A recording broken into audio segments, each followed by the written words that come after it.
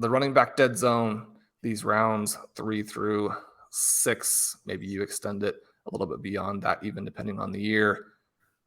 You really don't want to be drafting running backs in those rounds.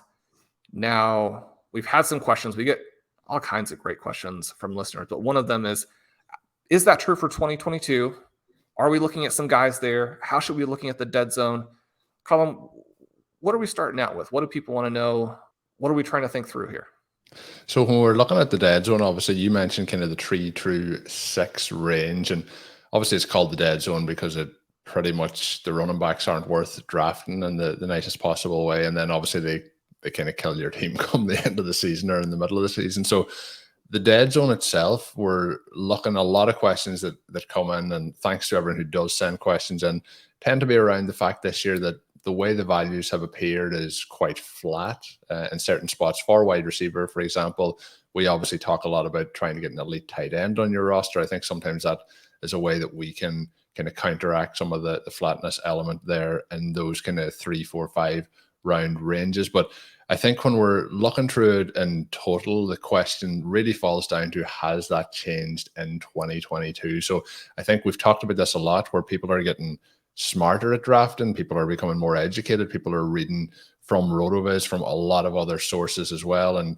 becoming more educated in draft structures and how the win rates are affected, what the structure is going to lead to. So with that in mind, you are seeing some of the running backs who used to go in the second round, maybe a round later, maybe even 2 rounds later, and vice versa, where some of those guys who would have got pushed up in previous years are now settling a round or 2 lower, which actually starts to make them look very, very interesting and look to be the best pick in those rounds. So the big question on everyone's mind, I think, is, has the dead zone actually evolved in 2022? And we will talk about some players maybe that we still like in that range. So before we get into the players we like, the question is, do you think there is an evolution from, I guess, drafters and then the ADP shifting because of that? There is, but it is subtle in a variety of ways, right? So to look at this question, I pulled up info from the Best Ball Win Rate Explorer. So again, another great tool that Mike built. And we can look at how drafters are approaching some of the main contests really since the 2015 time period. We have fan ball data for those 2 years. And one of the things that's kind of interesting is that you have 2015 is the running back apocalypse, 2016, this massive bounce back season for running backs. And then 2017 to 2021, you might consider to be a string of 4 years that were more or less routine, with a handful of quirks in there. I think one of the things that's definitely happened through that stretch is that the 101, 102, those backs have been extremely unlucky from a health perspective.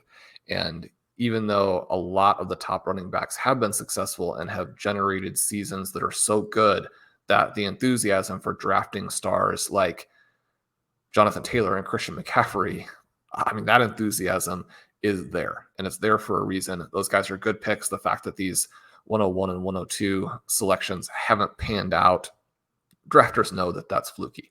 They also know that running back injuries do come into play, and that's something that we've got to deal with. And it's a reason why drafters are trying to hit on a guy, maybe 2 in these first couple of rounds, because then once you get into the dead zone, the real results are so terrible that we want to move in a different direction. So even with that injury risk up top, you're going to take some shots. Now, the thing that has been interesting in terms of how these running back scores have evolved is that you look at 2015, you look at the running back apocalypse season, and we had 11 guys going in the first 2 rounds there. You fast forward to last year in 2021, and we're up to 14 guys going in the first 2 rounds. And you're thinking, well, is that a little bit surprising when you have a year in there that was so devastating for running backs and we continue to have these running backs get hurt? You might also have this question of how much does that necessarily tell us about other formats? Maybe fan ball is a little bit unique. One of the things here is I was kind of tracking it, and you can pull up the FFPC Classic going back to 2017. So you don't have 2015, you don't have 2016, but you have still a 5-year period. And you look at 2017 to 2021 in Fanball and 2017 to 2021 in the Classic, and those 2 years in terms of where the running backs were drafted are virtually identical. And that's not a huge surprise. The idea that running back ADP goes across formats, even formats that do have some differences strategically, I don't think that's that much of a surprise. And one of the things that we do have happen in fantasy football is that you have a couple of big points where you're going to get moves. You're going to get moves in free agency. You're going to get moves after the draft. You're going to get some individual moves during training camp that can be substantial. But after we see what the running back depth charts are, then the ADP more or less gets locked in. And once it gets locked, you tend to see that be pretty consistent, right? So I was surprised that it was so identical, but the fact that these two contests give us very similar ADPs is something that allows us then to look at them together and think, okay, well, we can draw some conclusions from how these look. And one of the things then in terms of 2022 is that we again have 14 running backs going in the first 2 rounds. One of the things I wanted to compare when I was looking at this element was, well, how does it relate to running back scoring and running back workloads? And so you pull up the NFL Weekly Explorer. It's a great tool for getting a sense of workload. You can pull up the rushing numbers, you can pull up the receiving numbers, you can pull up the expected points. And so looking at guys who fall into this 18 plus expected points per game bucket, and then the next buckets there are 15 to 18, maybe the 2 levels that you would approach in round 1 and round 2, we do see some consistency with the number of backs who hit those levels. And so in 2017, only 10. For the last 4 years, there are 12 backs in each season who landed in one of those 2 buckets. And the biggest difference is really that backs from that 18 plus range are now moving into that 15 to 18 range. And that's something we saw last season, was that Derrick Henry and Jonathan Taylor had good years. Taylor, the guy with the Henry injury who really stands out. But even though Taylor was very good, his numbers don't compare to players like Le'Veon Bell and David Johnson, Saquon Barkley from a few years ago when those guys are at their peaks. And yet we are tending to see the same number of players being drafted in the first couple of rounds. Now this year we've kind of moved it back to where instead of say 8 and 6 or 7 and 6, we've got 6 and 8. And so the second round has a little bit more of an emphasis with how well the wide receivers played last year. And the other element with that is that because so many running backs in round 2 hit, then that round becomes temporarily more palatable for drafters. One of the things that the Underdog tool will tell you is that if you draft your running backs in round 2, you're going to dominate. Well, we know that it's not that simple because round 2 last year for running backs was much better than it usually is, which means that a running back build is going to look better than it usually does. But big picture, we have the guys being drafted early, more or less tracking the workloads from the previous season. That part is carrying over. We have gotten now to a point where people are even a little bit more enthusiastic and are drafting a couple more guys than really fit in those buckets. Obviously, you're going to have each year is a little bit different in terms of the number of rookies you might like in those ranges. But Colm, the thing that you then note is that round 3 is much less favorable or much less enthusiastic on drafters' part in terms of the running backs. 2018, we have 5 guys go in that round. 2019, 7, 2027. Those years very heavy in terms of what drafters thought they could do, building these running back heavy builds. That was really the peak of sort of robust running back before really sort of the RotoViz approach with the tools, and obviously things like Zero RB really began to permeate the community and be believed by more than RotoViz and a handful of other drafters. Obviously, 2021 we dropped a 4. 2022 right now just have 2. Now the 4th round is heavier again in 2022, and I think that is interesting because there are some specific guys there, but we're kind of seeing this separation where players who previously would have been in the dead zone are actually being pushed up into round 2 because drafters are saying, okay, round 2, great win rates, and I know that I want to win, and I don't want to draft somebody in the dead zone. So if I am looking at these guys, draft them in round 2 and not round 3. We obviously know that there's sort of a faulty element with that, which it's going to depend on how good the player is, not where you drafted him, that determines whether he contributes to your lineup or not.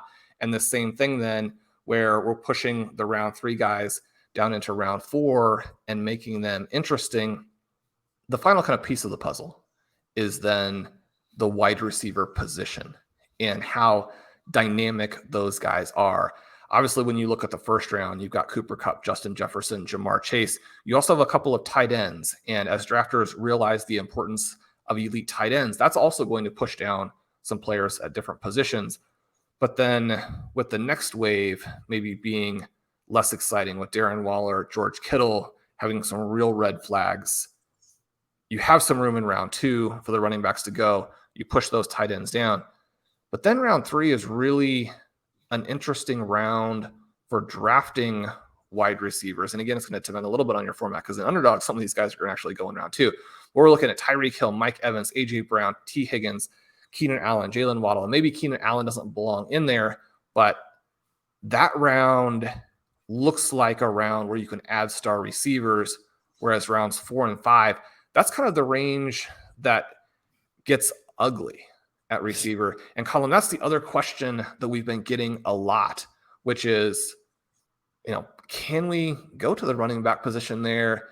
Do we like the wide receivers in rounds 4, 5, and 6? That has been the range where you had to load up, and maybe they're not quite as appealing this year. Yeah, that is the big question. And depending on your draft slot, and this year we're seeing draft slot matter quite a bit in terms of at the start of the round or the end of the round. And I haven't had many in the middle of the round yet, so I'm looking forward to having that flexibility in some of these upcoming drafts if I do get one of those slots. But the running backs then that are going in those ranges, following on from that, should we still target them? So we're talking about previously we still could target some of those guys in the dead zone, but is there a profile that you tend to look into? Like, we're looking at this year, for example, there's the like of Breece Hall, who's kind of sometimes going in that range, or Travis Etienne, or then we also have J.K. Dobbins, those younger guys who are on the ascent. The other players that tend to be in the dead zone are going to be guys that are those veterans, like a David Montgomery, like an Ezekiel Elliott this year, that fall into that dead zone. I know I keep bringing it up. Last year we had Mike Davis in the dead zone, for example, but what's your thoughts then on, should we just be completely avoiding these guys, or should we be picking profiles and taking some shots? For example, DeAndre Swift was somebody who was kind of going in those ranges last year, who was very valuable up until his injury. And it really starts in round 2, right, where we have to ask ourselves the question, how many of the backs in that round are more dead zone guys? And the hard part about it, and the reason that I think drafters are more or less executing it correctly, is that a couple of the sort of dead zone looking players from a profile perspective are so talented that you can understand why they would go up there. Ben and I covered it on the running back show, but guys like Aaron Jones, Nick Chubb, those are really more dead zone profiles, but we know that Jones and Chubb are absolutely electric running backs who can create big plays. They can score touchdowns.